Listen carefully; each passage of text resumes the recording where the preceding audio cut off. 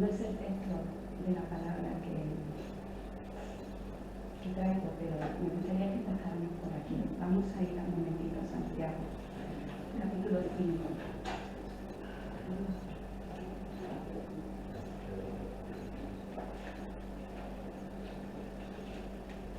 Aunque tiene relación, pero versículo 13, Santiago capítulo 5.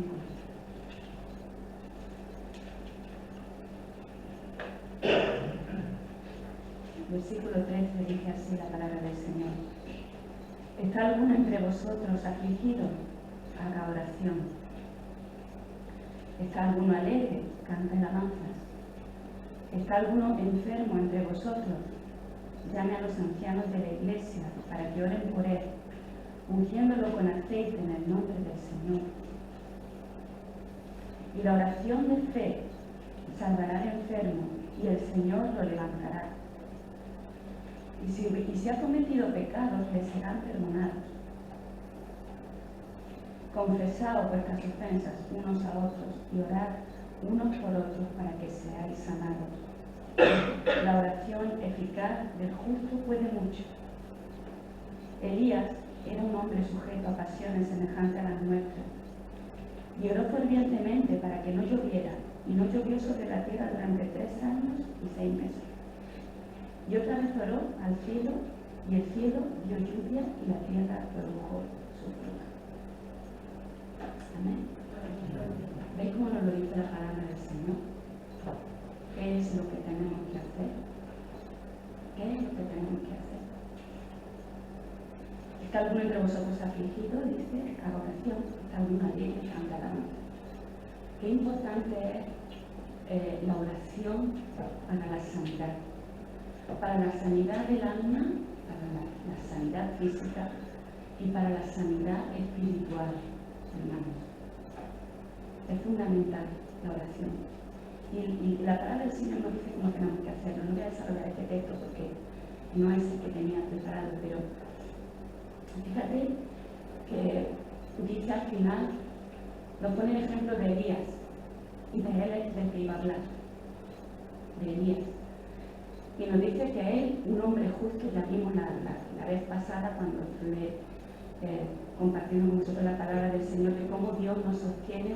Vimos el ejemplo de Elías, vimos el testimonio de Elías, como él en medio de la escasez, en medio de la situación de pobreza que había venido sobre el país, por causa del pecado, por causa de la maldad que había, que el rey Acab permitía que el pueblo pudiera idolatrar y pudiera seguir a otros dioses que no eran Dios. Elías fue un hombre de Dios que se puso delante de Acab y le dijo que en el nombre del Señor Dios iba a traer un juicio y que no iba a llover hasta que él dijera. ¿Os acordáis? Estuvimos hablando acerca de esto. Vimos cómo Elías también sufrió la propia sequía de los días, porque evidentemente vino esa sequía. Pero Dios lo sostuvo. Y Dios, a la misma vez que lo sostuvo, lo fue preparando para muchas más cosas que él tenía preparadas en la vida del propio Elías y en la vida de la propia nación. Y estuvimos viendo en la vida de Elías cómo Dios fue cumpliendo una a una sus propósitos y cómo él lo sostuvo en medio de este tiempo. Y ahora os quiero invitar a que vayamos al texto en sí, a Primero de Reyes, capítulo 19. Bueno, no lo vamos a leer todos, hermanos, pero voy a ir leyendo algunos pasajes y os voy a ir diciendo. Nos quedamos en el capítulo 18 de Primero de Reyes.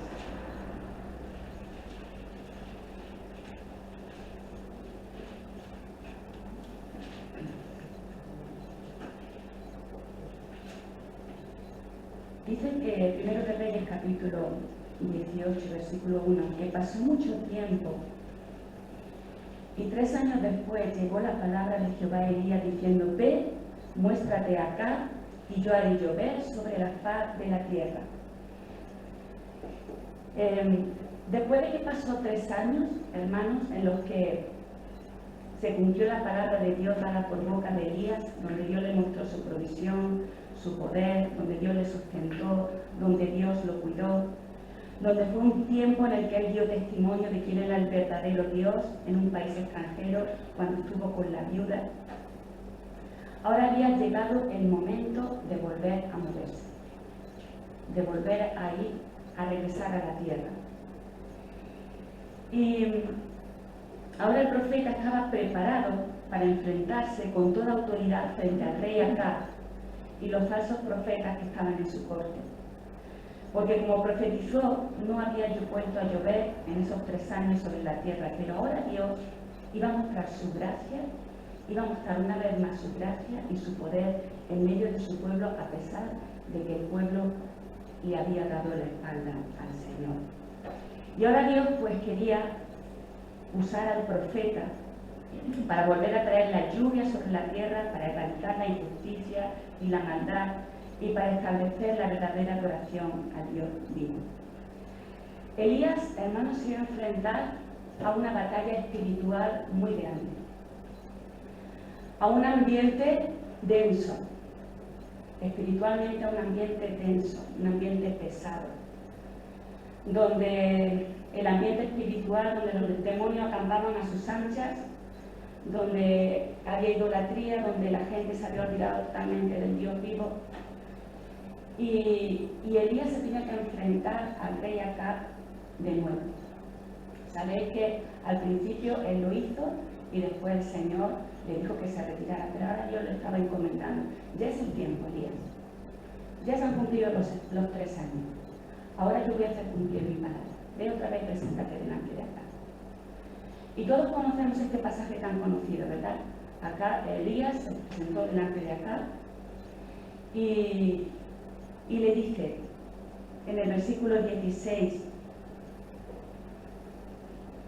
al 19, capítulo 18, versículos 16 al 19. Entonces Abdías fue a encontrarse con Acab, un criado, y le dio aviso de que Elías estaba allí. Y Acab fue a encontrarse con Elías. Cuando lo vio, dijo: ¿eres tú el que perturbas a Israel? Él respondió: yo no he perturbado a Israel, sino tú y la casa de tu padre, al abandonar los mandamientos de Jehová y seguir a los Baales. Manda pues ahora que todo Israel se congregue en el monte Carmelo, con los 450 profetas de Baal y los 400 profetas de Asera que comen de la mesa de Jezabel. Elías está desafiando al rey Acab y está desafiando al pueblo para que conozca quién es el verdadero Dios. Y todos sabemos lo que pasó. Prepararon un sacrificio, ¿os acordáis de este texto? Prepararon un sacrificio para que mostraran realmente si era Dios, el verdadero Dios, o era Baal, el verdadero Dios. Y montaron un holocausto, pusieron el sacrificio en el holocausto, y Elías le dijo: bueno, pues decid a vuestro Dios Baal que mande fuego del cielo y que consuma el sacrificio. Y los profetas de Baal se pusieron allí a clamar, y desde la mañana hasta la tarde clamando a su Dios para que mandara el fuego del sacrificio, hasta llegaron a sajarse, hasta llegaron a flagelarse para que esos dioses hicieran cumplir el sacrificio. ¿Y qué pasó? No pasó nada, ¿verdad? No pasó absolutamente nada. Y ahora le tocaba el turno a Elías. Y Elías, dice el versículo 36, que cuando llegó la hora de ofrecer el sacrificio, se acercó el profeta Elías y dijo: Jehová, Dios de Abraham, de Isaac y de Israel, sea hoy manifiesto que tú eres Dios en Israel y que yo soy tu siervo, y que por mandato tuyo he hecho estas cosas. ¿Y qué pasó? Que Dios mandó fuego del cielo, consumió el sacrificio, aunque el agua que habían echado, porque habían pedido no echar agua encima del sacrificio, encima del holocausto, que estuviera todo bien empapadito, porque para el Señor nada es imposible. Y el Señor dio su apoyo a Elías y manifestó delante de todo el pueblo que él era el verdadero Dios. Todo Genial, ¿verdad? Estupendo. O sea, el Señor había mostrado quién era el verdadero Dios, había dejado en ridículo a los profetas, y había dejado en ridículo al rey Acab, y se había quedado de manifiesto que a quien tenían que adorar era al verdadero Dios, al Dios de Israel. El mismo pueblo clamaba, viendo todo el pueblo esto, dice que se postraron delante del Señor y dijeron, Jehová es Dios, en el versículo 39. El pueblo estaba alborotado y el pueblo estaba clamando que el Señor era el verdadero Dios. Y en medio de todas estas circunstancias, ¿cómo pensáis vosotros que puede estar Elías?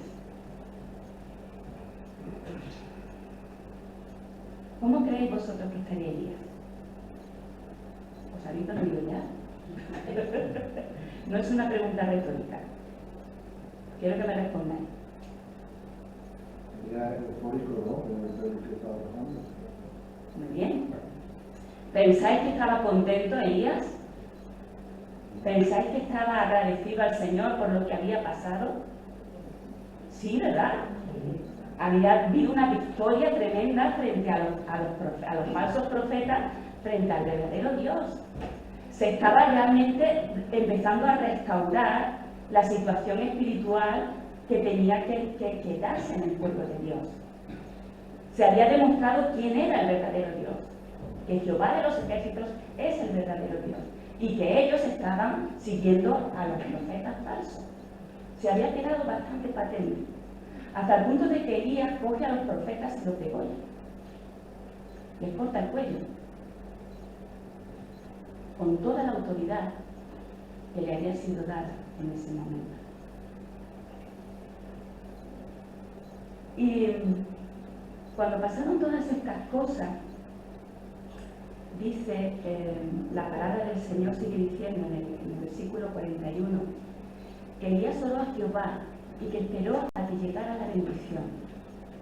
Ya se había quitado todo el mal de la tierra, ya se había quitado todo el mal de la nación. Los que habían sido injustos, los falsos profetas, habían sido aniquilados. Y ahora el Señor, ahora Elías se postra y ora al Señor y le pide al Señor, Señor, manda tu bendición. Estamos en escasez. Que ahora el pueblo vea que tú eres el Dios de Israel mandando la lluvia como tú has prometido. La lluvia sufriendo. Y oró Elías a Dios para que llegara la lluvia, que significaba el fin del juicio de Dios y el inicio de la bendición sobre el pueblo. Oró y hasta 7 veces mandó a su criado a que mirara al horizonte para ver la evidencia de la venida de esa bendición. Hasta que por fin el criado, la 7ª vez, fue y vio que las nubes se acercaban, una nubecita que se acercaba, y que finalmente vendría la lluvia, y de repente un aguacero tremendo, ¿no? Elías estaba muy contento. Por fin la lluvia, la bendición prometida de parte del Señor, la palabra del Señor se había cumplido. Y el pueblo ya no iba a sufrir más escasez. La idolatría había sido quitada, se iba a restablecer el verdadero culto al Señor. Todo estaba saliendo perfecto, todo estaba saliendo como Elías pensaba, porque Dios se lo había dicho así. Pero de repente Elías dice que fue corriendo, el versículo 46, que la mano de Jehová estaba sobre Elías y él se ciñó la cintura y corrió delante de Acab hasta llegar hacia Jezreel, el sitio donde vivía el rey. Elías fue corriendo hacia allí, hacia el sitio donde vivía el rey, porque también había mandado al rey que fuera allí a su lugar.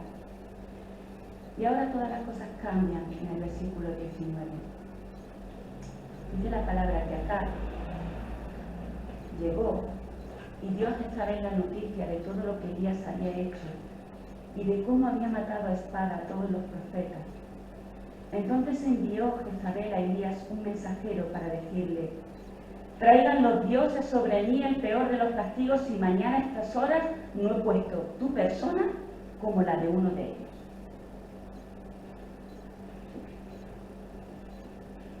¿Qué pasó aquí? ¿Qué pasó aquí? Elías pensaba que quizá ya estaba todo hecho, que el reino de Israel se había restaurado, habían sido restauradas todas las cosas, que el rey acá se había rendido ante la evidencia de quién era el verdadero Dios. Elías pensaría que ya no tendría que huir más, porque si os acordáis, antes había salido huyendo también del rey acá, pero ahora ya no, ahora iba al palacio, iba donde estaba el rey. Pensaba que ya no tendría que salir huyendo más, sino que iba a tomar el lugar que le correspondía como profeta de Dios. Pero cuando acá le contó a Jezabel, su mujer, lo que había pasado, dice que lo amenazó de muerte. Y Elías de nuevo, ¿qué pasó?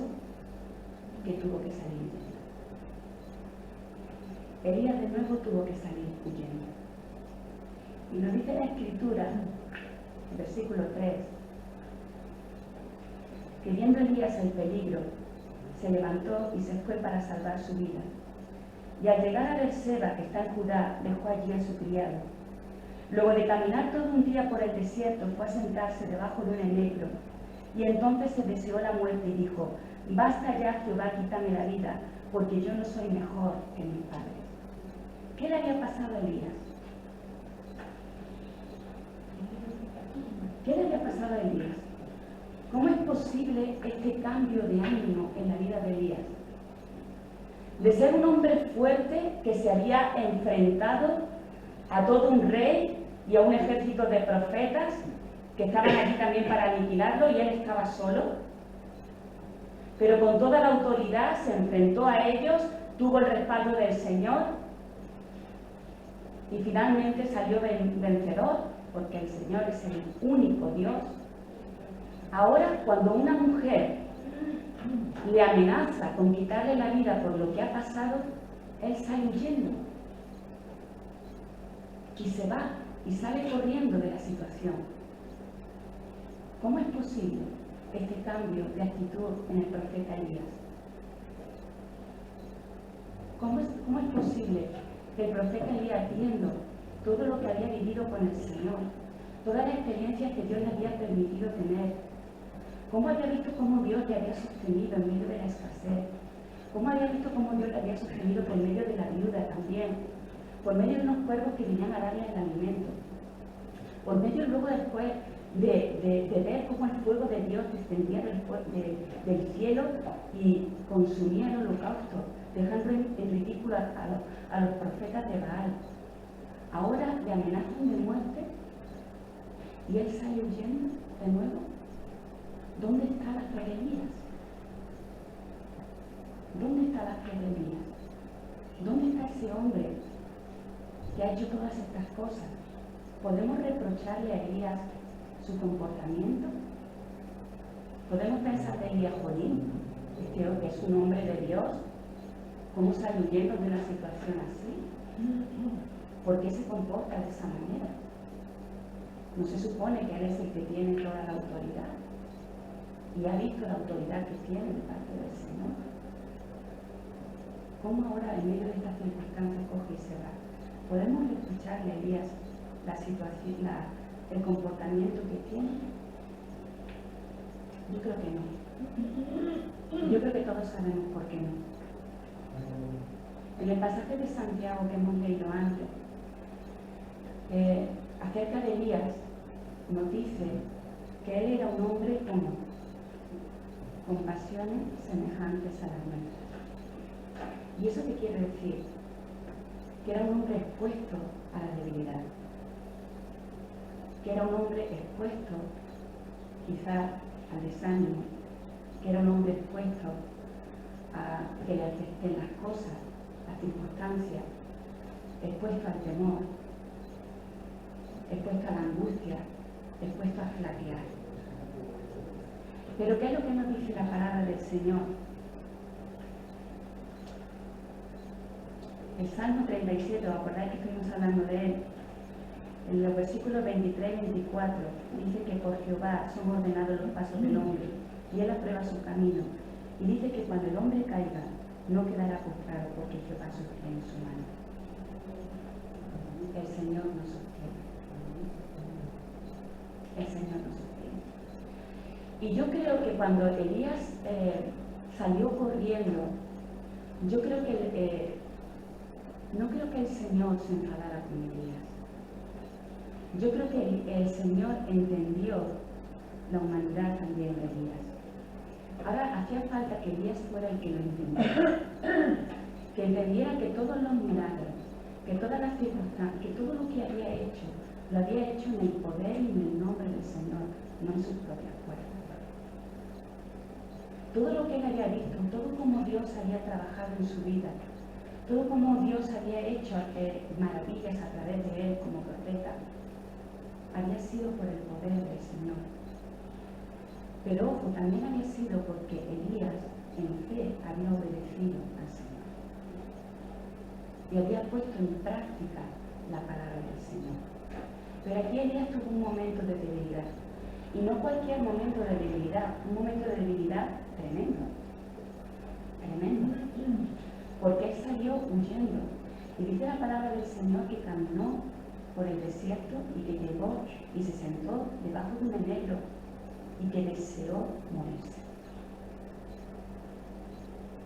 Y yo pregunto, ¿quién de nosotros no ha pasado alguna vez una situación en la que hemos clamado al Señor y le hemos dicho, Señor, llévame contigo?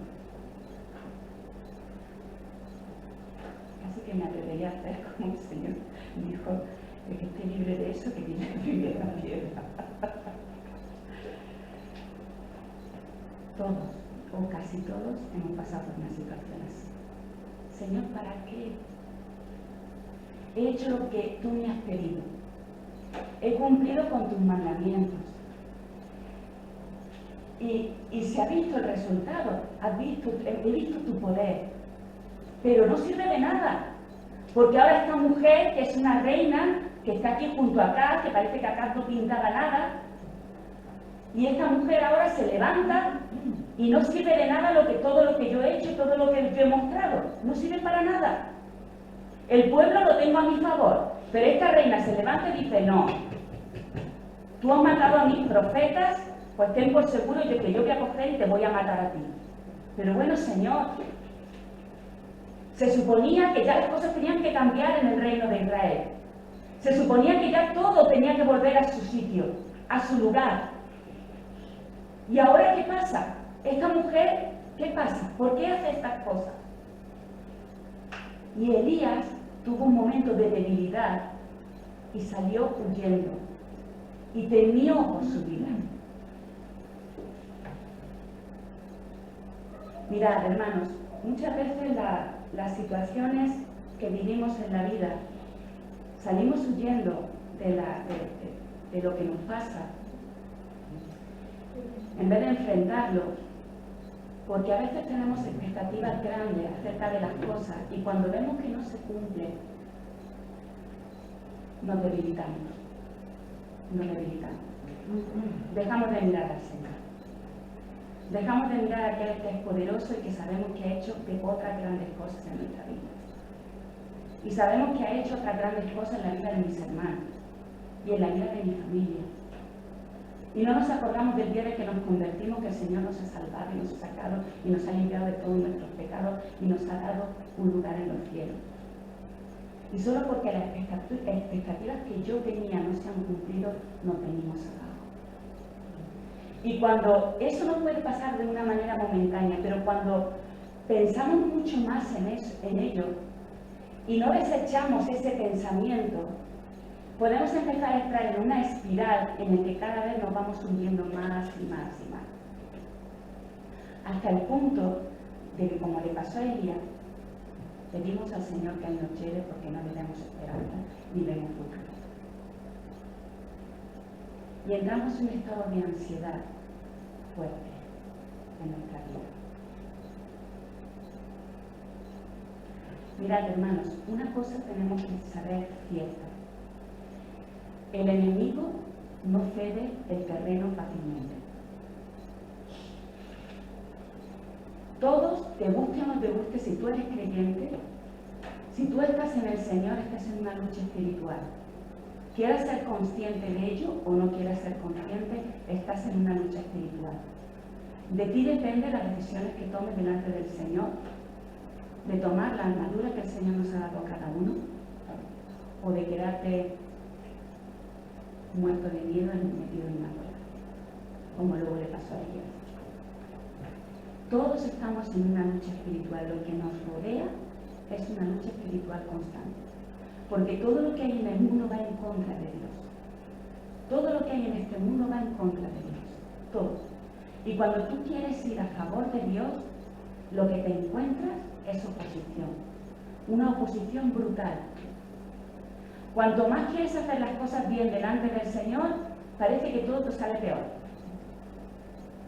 Y dices, bueno Señor, pero entonces ¿por qué? ¿Para qué?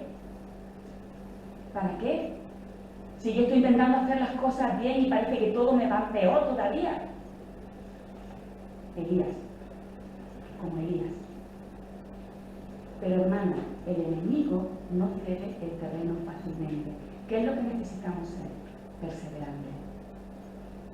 Porque el Señor ya nos ha dado la victoria, pero nosotros tenemos que ser perseverantes.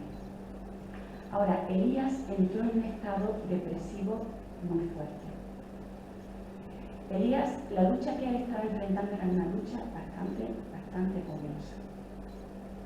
Y cuando él vio que todo lo que él pensaba que iba a suceder, que tenía que suceder, no sucedió, salió huyendo de nuevo delante de la presencia del rey y fue a esconderse. Primero fue a ponerse debajo de la sombra de un enebro, a desearse la muerte, y allí se quedó. Pero como hemos visto, el Señor no nos deja, y el Señor nos sostiene. Y el Señor dice que a pesar de que nuestra fe muchas veces pueda caer, y os acordáis que esta canción la hemos aprendido hace poquito, la canción de El mes sostendrá. A pesar de que nuestra fe puede debilitarse, puede caer, el Señor nos sostiene en todo momento, aun en esos momentos de debilidad. Porque Él sabe que no somos ni superhombres ni supermujeres. Él lo sabe. ¿Pero lo sabes tú? ¿Lo sé yo? Muchas veces tenemos que saberlo y reconocer que Él es Dios, que Él es el Señor. Y el Señor, como nos conoce y sabe nuestra debilidad, sostuvo a Elías en estos momentos. A Elías le vinieron todos los pensamientos de miedo, de perder su vida. Pero dice el Señor que Él lo sostuvo. Mirad, ahí los psicólogos y los psiquiatras, quería comentar esto. Los psicólogos y los psiquiatras que estudian el comportamiento y la mente dicen que tener un poco de ansiedad es normal en todas las personas en algunos momentos de nuestra vida. Pero lo que realmente hace enfermar nuestra mente es cuando esa ansiedad es una ansiedad excesiva que no llegamos a controlar. Entonces esa ansiedad excesiva pasa a nuestro cuerpo y pueden aparecer muchos tipos de enfermedades asociadas con ella y asociadas también con el estrés, por estas situaciones que estamos viviendo. Eso es lo que dicen los psicólogos y los psiquiatras. ¿Sabéis lo que nos dice la palabra del Señor? No nos lo dice exactamente así, pero los psicólogos y los psiquiatras no han descubierto nada nuevo. La palabra del Señor ya nos lo dice. Y el Señor que nos creó ya nos conoce. Y el Señor sabe cómo están conectados nuestra mente, nuestro espíritu, nuestro cuerpo. Y sabe de qué cosas tenemos necesidad. Y el Señor nos da la verdadera receta y la prevención para que estas cosas no nos ocurran. O para que nosotros, si nos ocurren, porque nadie está exento de que esto te pueda ocurrir, poder saber enfrentarlo y ponerlo a los pies del Señor y pedir al Señor que te ayude. Aunque muchas veces cuando ya eso pasa al cuerpo, muchas veces necesitamos medicación. Porque ha pasado al cuerpo. Lo importante es frenar todas estas ansiedades y todo este estrés antes de que pase a nuestro cuerpo. ¿Y qué es lo que nos dice la palabra en la Escritura acerca de esto? Algo muy precioso. Dice muchas cosas, ¿vale? Pero como hoy no voy a hablar acerca de esto expresamente, os voy a invitar a que busquéis dos pasajes en la palabra. Primera de Pedro, capítulo 5, 7 y Filipenses 4, 8. 8, 7. Primera de Pedro 5, 7 y Filipenses 4, 8.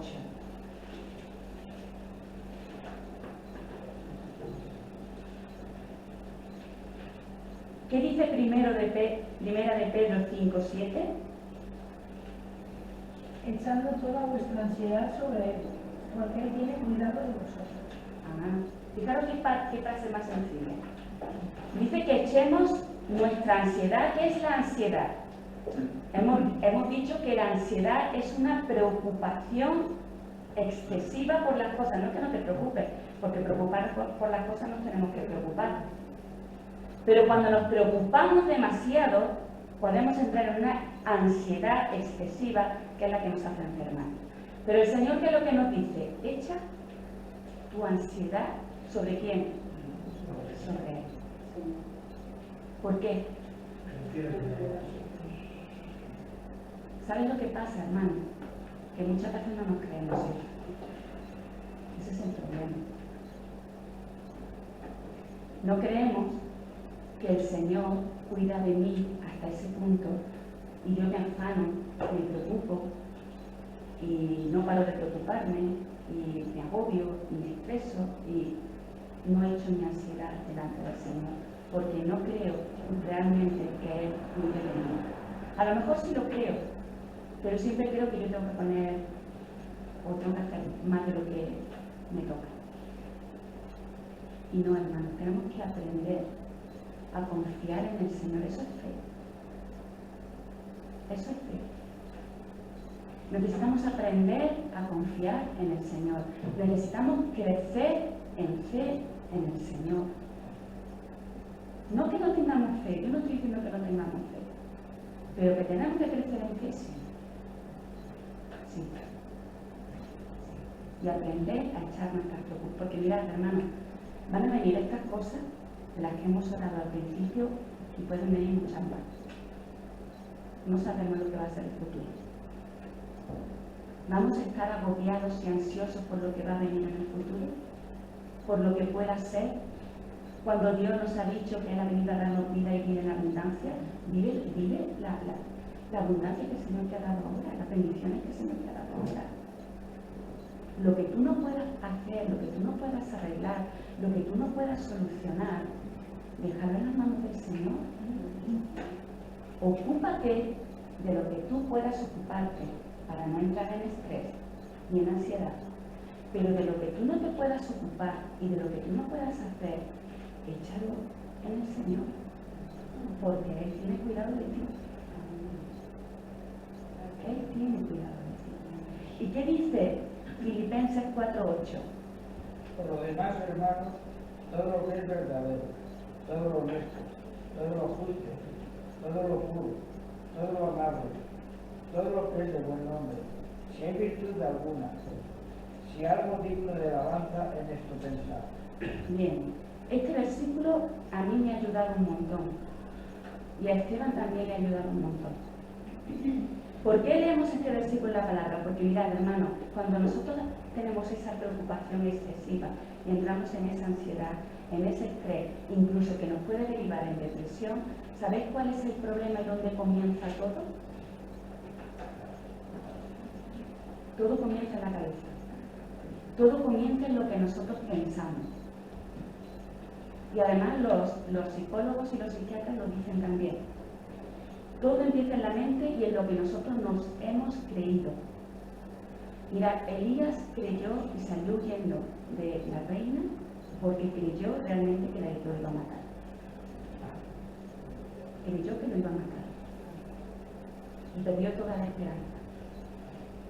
Y se fue aterrorizado. Se fue con mucho temor. Porque se lo creyó, lo pensó. El enemigo es experto en hacerte pensar lo que no tienes que pensar. En que tú te creas cosas que están en contra de la palabra del Señor. Pero la palabra del Señor, ¿en qué nos dice que tenemos que pensar? Fijaros cuántas cosas nos dice que tenemos que pensar. Empieza diciendo, en todo lo que es ¿qué? Verdadero, en todo lo que es verdad. ¿El enemigo quién es? Padre de mentira. El enemigo es padre de mentira, él te va a mentir en todo. En todo. Si este mundo está gobernado por la mentira, pues ¿de quién te vas a fiar? Pues de la palabra del Señor, que es verdadera. Entonces el Señor dice, piensa en todo lo que es verdadero. Elías, piensa en lo verdadero. ¿Quién soy yo? ¿No te he dado yo motivo para que tú creas en mí? Te he sostenido en todo momento. En tiempo de escasez, en tiempo de angustia, con milagros, en todo momento he estado yo contigo. En todo momento está el Señor contigo. Créete la palabra del Señor. Cree al Señor. Piensa en las cosas que son verdad del Señor. Busca en su palabra todas sus promesas, que son para nosotros, hermanos. Que es que las promesas de Dios abundan en su palabra. Abundan. Y meditamos más en la revista de turno que en la palabra del Señor. O vemos más los programas de turno en la televisión que en la palabra del Señor. ¿Por quién somos más influenciados? ¿Por las cosas de este mundo somos más influenciados por la palabra del Señor? Hagámonos esa pregunta. Porque si soy más influenciado por la palabra del Señor, ese fruto lo voy a ver en mí, en mi manera de pensar y por ende en mi manera de actuar. Porque así como pensamos, así actuamos. Nuestro cuerpo funciona así, nuestro organismo piensa así, o sea, funciona así. Si yo pienso algo, al final, eso es lo que termino haciendo. Y el Señor nos dice cómo tenemos que pensar. Y nos dice lo primero que nos dice es, piensa en todo lo verdadero. Dice luego en todo lo honesto. En todo lo honesto. En todo lo justo. En todo lo puro, en todo lo que es amable, en todo lo que es de buen nombre. Si hay alguna virtud, en esto, y si algo digno de alabanza, en esto pensar. Nuestra mente tiene que estar llena, y tenemos que llenar nuestra mente, y tenemos que llenar nuestros pensamientos de lo bueno de la palabra del Señor. ¿Cuántos pensamientos negativos nos vienen a lo largo del día? Yo no sé vosotros, pero somos bombardeados por pensamientos negativos constantemente. Constantemente. Si eso dejamos y nos llenamos de todo eso, al final nuestra vida, nosotros no vivimos con gozo la vida cristiana. Vivimos amargados. Pero el Señor nos dice cómo tenemos que pensar. Tenemos que cambiar y el Señor nos dice que nosotros somos llamados, que tenemos la mente de Cristo. ¿Dónde está la mente de Cristo? Si nos llenamos de basura, llenamos nuestra mente de basura, pues al final eso es lo que tenemos en nosotros, basura. Y Dios no nos ha llamado para que tengamos basura. Dios ha limpiado la basura de nuestra vida. Dani nos ha leído que somos templo del Espíritu Santo al principio. Y el templo de Dios tiene que estar libre de toda basura. Entonces el Señor nos da las claves, esta junta con otras más, para que nosotros podamos vivir sin ansiedad, sin esa preocupación excesiva que nos lleva a desear la muerte.